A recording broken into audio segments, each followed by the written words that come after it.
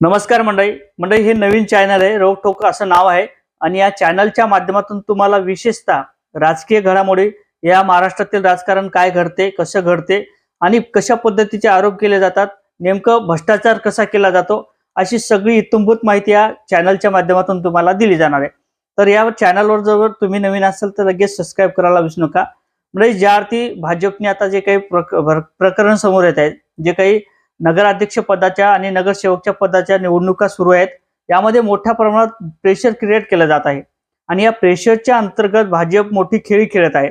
आतापर्यंत त्यांनी ईव्हीएमचा घोटाळा असेल असे अनेक प्रकरण उभे झाले होते, बऱ्याच लोकांनी तशा प्रतिक्रिया सुद्धा दिल्या होत्या। ईव्हीएमच्या माध्यमातून घोटाळा केला जाते आणि भाजप त्यांचं सरकार स्थापन केले जाते अशा चर्चा होत्या, परंतु ते कुठेतरी आता ते बाजूला ठेवून या ठिकाणी प्रेशर क्रिएट केले जातात। जर एखादा काँग्रेसचा नेता उभा असेल किंवा एखादा उभाटा गटाचा नेता उभा असेल तर अशा जे काही उमेदवार असतील त्याला प्रेशर क्रिएट केले जाते आणि त्याच्यावरती दबाव अशा पद्धतीचा केला जातो की तो जो काही फॉर्म असेल तो मागे घेईल। आजचं प्रकरण आहे की अजितदादा पवार यांच्या गटातील एक उमेदवार होता, तो फॉर्म भरण्याकरता त्या ठिकाणी गेला होता।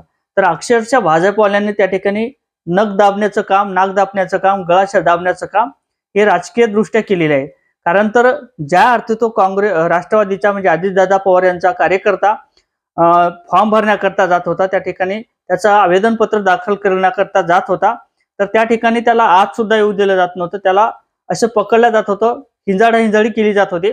मग अशा पद्धतीने जर राजकारण होत असेल तर कुठेतरी हे संविधानाला आणि या कायद्याला कुठेतरी चेपण्याचं काम केलं जात आहे, कुठेतरी त्याच्यावरती गदा टाकण्याचं काम केलं जात आहे।